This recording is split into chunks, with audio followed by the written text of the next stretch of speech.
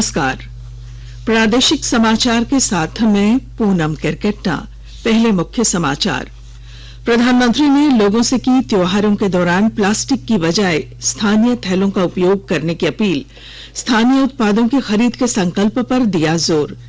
कुर्मी समाज के लोगों ने वापस लिया आंदोलन, अब ट्रेनों का परिचालन हुआ सामान्य। राष्ट्रीय परीक्षा एजेंसी आज घोषित करेगा CUET PG परिणाम, शाम 4 बजे आएंगे नतीजे। भारत ने ऑस्ट्रेलिया के साथ T20 क्रिकेट मैच सीरीज 2-1 से जीती। हैदराबाद में ऑस्ट्रेलिया को 6 विकेट से हराया। और कलश स्थापना के साथ आज से शुरू हुआ शारदीय नवरात्र।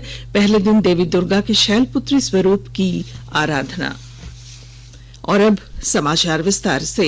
प्रधानमंत्री नरेंद्र मोदी ने लोगों से आगामी त्योहारों के दौरान प्लास्टिक की बजाय स्थानीय थैलों का उपयोग करने का आग्रह किया है। प्रधानमंत्री ने कहा कि भारतीय त्योहार अनुशासन और आत्मनियंत्रण के माध्यम से सिद्धि प्राप्ति का संदेश देते हैं।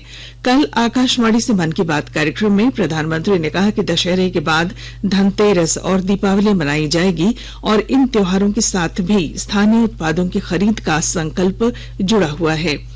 प्रधानमंत्री ने त्योहारों के दौरान पैकिंग और पैकेजिंग के लिए पॉलिथीन बैग के उपयोग पर निराशा व्यक्त की। प्रधानमंत्री ने 2 अक्टूबर को गांधी जयंती और आगामी त्योहारों को देखते हुए लोगों से स्थानीय उत्पादों की खरीद अभियान तेज करने की अपील की है।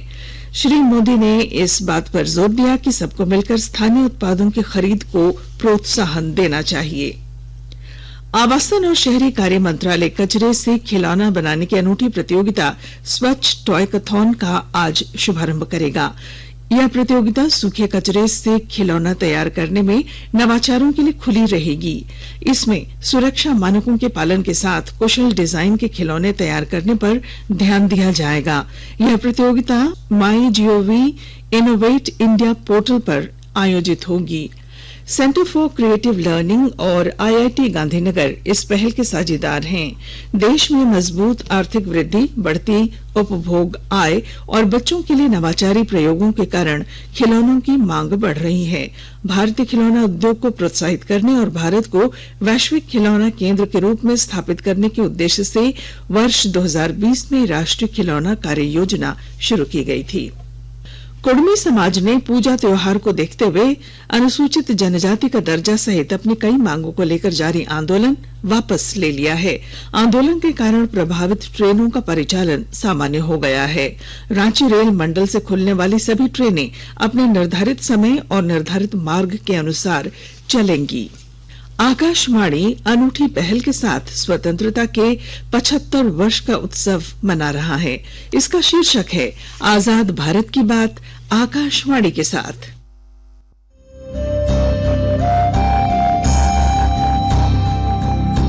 आजाद भारत की बात आकाशवाणी के साथ।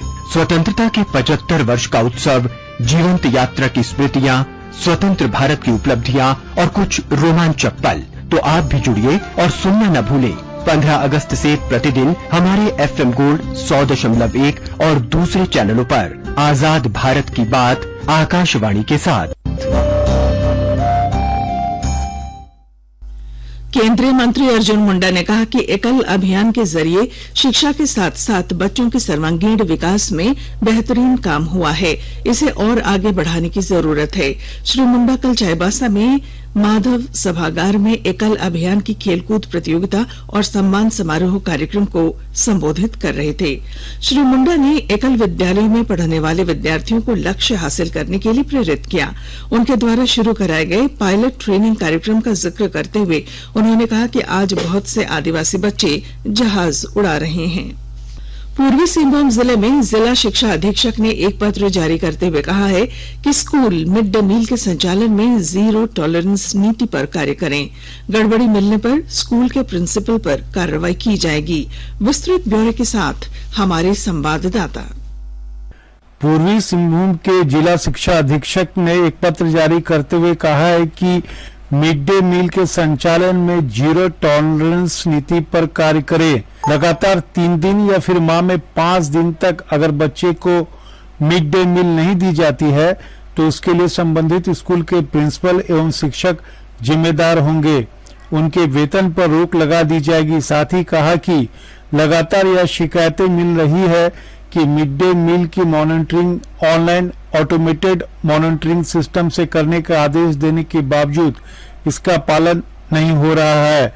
उन्होंने कहा कि किसी भी शिक्षक के वेतन भुगतान से पूर्व यह जांच करे कि मिड डे मील की मॉनिटरिंग एसएमएस के माध्यम से 100% हुई या नहीं। अगर किसी शिक्षक द्वारा ऐसा नहीं हो रहा है तो उस शिक्षक का वेतन रोकने का निर्देश दिया गया है। राजेश कुमार लालदास, आकाशवाणी समाचार, जमशेदपुर। भारतीय कम्युनिस्ट पार्टी का 3 दिवसीय प्रदेश स्तरीय सम्मेलन हजारीबाग में कल संपन्न हुआ। सम्मेलन में राज्य भर से पार्टी के 300 से अधिक कार्यकर्ता शामिल हुए। महेंद्र पाठक को राज्य सचिव की कमान सौंपी गई, वहीं 45 अन्य नए प्रतिनिधियों को चुना गया। पूर्व सांसद भुवनेश्वर मेहता ने कहा कि अक्टूबर और नवंबर महीने में जन कार्यों के मुद्दों को लेकर रांची के राजभवन में आंदोलन किया जाएगा। अक्टूबर में आंध्र प्रदेश के विजयवाड़ा में राष्ट्र स्तरीय सम्मेलन होगा, जबकि क्रांति दिवस के अवसर पर 7 नवंबर से रांची के राजभवन में जन आंदोलन किया जाएगा। गुमला जिले में नक्सल विरोधी अभियान को लेकर जिला पुलिस और सीआरपीएफ 218वीं, 26वीं और 158वीं बटालियन की संयुक्त बैठक हुई। सीआरपीएफ 218 बटालियन कैंप में आयोजित इस बैठक में गुमला पुलिस अधीक्षक डॉक्टर एहतशाम वकारिब और तीनों बटालियन के कमांडेंट ऑफिसर तथा अन्य पदाधिकारी मौजूद थे। बैठक में गुमला जिले में गिने चुने रह गए नक्सलियों के खिलाफ अभियान चलाकर उन्हें जड़ से खत्म करने को लेकर विशेष चर्चा की गई। आकाशवाणी के ताजा तरीन समाचारों के लिए आप हमारी वेबसाइट newsonair.com पर लॉग ऑन कर सकते हैं। ताजा समाचार Twitter handle @AIR news alerts और Facebook page All India Radio news पर भी उपलब्ध है। आप प्रादेशिक समाचार एकांश के Twitter handle @AIR news _Ranchi और फेसबुक, इंस्टाग्राम पेज तथा YouTube channel AIR news Ranchi पर भी हमारे बुलेटिन सुन सकते हैं। प्रादेशिक समाचार आप आकाशवाणी रांची से सुन रहे हैं और अब पेश हैं कोरोना से बचाव के कुछ संदेश। कोविड-19 से बचाव और सुरक्षित रहने के 3 उपाय। मास्क लगाएं, 2 गज दूरी है जरूरी, सुरक्षित दूरी रखें, हाथ और मुंह साफ रखें।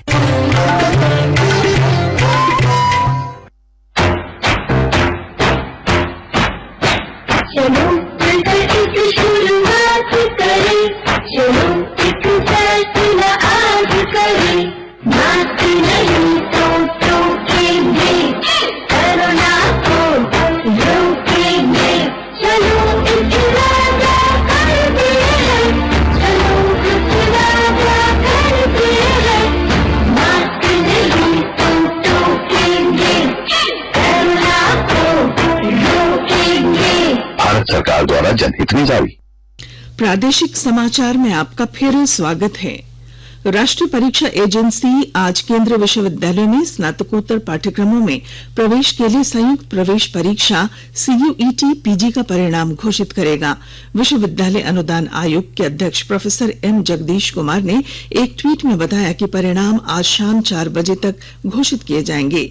लगभग 66 विश्वविद्यालय इस परीक्षा के आधार पर शैक्षिक सत्र 2022-23 में प्रवेश देंगे। यूजीसी ने विश्वविद्यालयों को CUET में प्राप्त अंकों के आधार पर प्रवेश के लिए विद्यार्थी अनुकूल पोर्टल बनाने का निर्देश दिया है। राज्य सरकार ने सुखाड़ की स्थिति को देखते हुए फसल राहत योजना के तहत आवेदन आमंत्रित किए हैं। पलामू जिले से 2.25 लाख किसान इस योजना के लिए निबंधित हुए हैं। विस्तृत ब्यौरे के साथ हमारे संवाददाता। राज्य के सभी 24 जिलों के 180 प्रखंडों से सरकार को सुखाड़ की रिपोर्ट भी जा चुकी है। इसमें पलामू के सभी 21 प्रखंड शामिल हैं। हालांकि अब तक झारखंड को सुखाड़ क्षेत्र घोषित नहीं किया गया है, लेकिन राज्य सरकार ने फसल राहत योजना के तहत आवेदन आमंत्रित कर लिए हैं। 15 सितंबर तक किसानों ने अब तक 1,51,260 आवेदन दिए हैं। इसमें किसानों ने फसल नुकसान का ब्यौरा देते हुए क्षतिपूर्ति का दावा किया है। जिला सहकारिता पदाधिकारी अश्विनी कुमार ओझा ने कहा कि फसल राहत योजना का लाभ लेने के लिए किसानों को KYC कराना जरूरी है। इसके लिए किसान संबंधित प्रज्ञा केंद्र पर जाके KYC करा ले, जहां उन्होंने फसल राहत योजना के लिए ऑनलाइन आवेदन दिया था। जसप्रीत सिंह, आकाशवाणी समाचार, पलामू। लातेहार जिले के बालूमाथ थाना क्षेत्र में अलग अलग घटनाओं में कल 2 लोगों की मौत हो गई, जबकि 6 घायल हो गए। 12 ग्राम में वज्रपात की चपेट में आने से एक युवक की मौत हुई। घटना के संबंध में परिजनों ने बताया कि वह अपने खेत में काम कर रहा था। इसी दौरान तेज बारिश और वज्रपात से वह गंभीर रूप से झुलस गया। युवक को बालूमाथ सामुदायिक स्वास्थ्य केंद्र लाया गया, जहां चिकित्सकों ने उसे मृत घोषित कर दिया। वहीं दूसरी घटना में डाढ़ा ग्राम के कटाई टोला में खेत में काम करने के दौरान लोगों पर मधुमक्खियों के झुंड ने हमला कर दिया, जिससे एक महिला की मौत हो गई। वहीं 6 लोग घायल हुए हैं। दुमका जिले के जरमुंडी प्रखंड के सरडीहा मैदान में दिव्यांग और नेत्रहीन बच्चों के लिए 3 दिवसीय क्रिकेट मैच और खेलकूद का आयोजन किया गया है। इसमें 30 दिव्यांग बच्चे हिस्सा ले रहे हैं। प्रखंड में पहली बार अपने लिए खेलकूद के आयोजन से इन बच्चों में काफी उत्साह है। क्रिकेट, भारत ने ऑस्ट्रेलिया के साथ 3 T20 क्रिकेट मैचों की श्रृंखला 2-1 से अपने नाम कर ली है। कल रात उसने हैदराबाद में तीसरे और अंतिम मैच में ऑस्ट्रेलिया को 6 विकेट से हराया।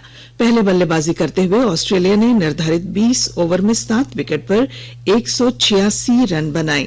जवाब में भारत ने 4 विकेट के नुकसान पर जीत का लक्ष्य हासिल कर लिया। सूर्य कुमार यादव को प्लेयर ऑफ द मैच घोषित किया गया। अक्षर पटेल को श्रृंखला में 8 विकेट लेने पर सर्वश्रेष्ठ खिलाड़ी का पुरस्कार दिया गया। इसके साथ ही भारत ने एक कैलेंडर वर्ष में सबसे अधिक T20 मैच जीतने का रिकॉर्ड बनाया। इससे पहले पाकिस्तान ने 2021 में 20 मैच जीतने का रिकॉर्ड बनाया था। कलश स्थापना के साथ ही आज से शारदीय नवरात्र शुरू हो गया है। पहले दिन देवी दुर्गा के शैलपुत्री स्वरूप की आराधना की जा रही है। मंदिरों, पंडालों के अलावा घरों में भी लोग नवरात्रि अनुष्ठान में लगे हैं। दुर्गा पूजा को लेकर भव्य पंडाल बनाए जा रहे हैं। नवरात्र का समापन 4 अक्टूबर को होगा, जबकि विजयदशमी 5 अक्टूबर को मनाई जाएगी। इस बार कोरोना का असर कम होने के कारण नवरात्र को लेकर चहल पहल है। जम्मू कश्मीर में रियासी जिले के चित्रकूट पर्वत स्थित माता देवी वैष्णो मंदिर नवरात्र अनुष्ठान के लिए पूरी तरह तैयार है। इस वर्ष देश विदेश से लगभग 3 लाख से अधिक श्रद्धालुओं के दर्शन के लिए आने की संभावना है। श्री माता वैष्णो देवी श्राइन बोर्ड ने सुरक्षा सहित सभी आवश्यक प्रबंध किए हैं। उपराज्यपाल और श्राइन बोर्ड के अध्यक्ष मनोज सिन्हा ने पिछले महीने की 31 तारीख को श्रद्धालुओं की सुविधा के लिए रेडियो फ्रीक्वेंसी पहचान प्रणाली शुरू की है। इससे भीड़ के प्रबंधन और यात्रियों की निगरानी में मदद मिलेगी। श्राइन बोर्ड के मुख्य कार्यकारी अधिकारी अंशुल गर्ग ने बताया कि यात्रा के बेहतर संचालन के लिए 2 नियंत्रण कक्ष बनाए गए हैं और 120 CCTV कैमरे लगाए गए हैं। दिव्यांग श्रद्धालुओं के लिए पिट्ठुओं और बैटरी कार सेवा की निःशुल्क व्यवस्था है। इन्हें दर्शन में भी प्राथमिकता दी जाएगी। और अब अखबारों की सुर्खियां। राज्य से प्रकाशित होने वाले लगभग सभी अखबारों ने अपने पहले पन्ने पर राजस्थान के राजनीतिक संकट और T20 क्रिकेट में भारत की जीत की खबर को प्रमुखता के साथ प्रकाशित किया है। प्रभात खबर ने लिखा है, राजस्थान कांग्रेस में घमासान, गहलोत खेमे में बगावत। दैनिक भास्कर की सुर्खी है, गहलोत गुट के चक्रव्यूह से पायलट के सपने हवा, आलाकमान भी स्तब्ध। मरम्मत कार्य के चलते आंधी, रांची रही 7 घंटे अंधेरे में। रांची एक्सप्रेस की यह पहले पन्ने की खबर है। गिरिडीह सेंट्रल जेल के अधीक्षक से मांगी 2 करोड़ की रंगदारी। इस खबर को दैनिक जागरण ने अपनी सुर्खी बनाई है। रांची का कुख्यात सोनू शर्मा चतरा से गिरफ्तार। हिंदुस्तान ने इस खबर को प्रमुखता से प्रकाशित किया। अंग्रेजी अखबार हिंदुस्तान टाइम्स और द टाइम्स ऑफ इंडिया ने दिल्ली में कांग्रेस अध्यक्ष सोनिया गांधी से लालू प्रसाद यादव और नीतीश कुमार की मुलाकात को पहले पन्ने पर प्रमुखता से प्रकाशित किया है। और अब अंत में मुख्य समाचार। प्रधानमंत्री ने लोगों से की त्योहारों के दौरान प्लास्टिक की बजाय स्थानीय थैलों का उपयोग करने की अपील। स्थानीय उत्पादों की खरीद के संकल्प पर दिया बल। कुड़मी समाज के लोगों ने पूजा त्योहार को देखते हुए वापस लिया आंदोलन। अब ट्रेनों का परिचालन हुआ सामान्य। राष्ट्रीय परीक्षा एजेंसी आज घोषित करेगा CUET PG परिणाम। शाम 4 बजे आएंगे नतीजे। भारत ने ऑस्ट्रेलिया के साथ T20 क्रिकेट मैच सीरीज 2-1 से जीती और कलश स्थापना के साथ आज से शुरू हुआ शारदीय नवरात्र। पहले दिन देवी दुर्गा के शैल पुत्री स्वरूप की आराधना।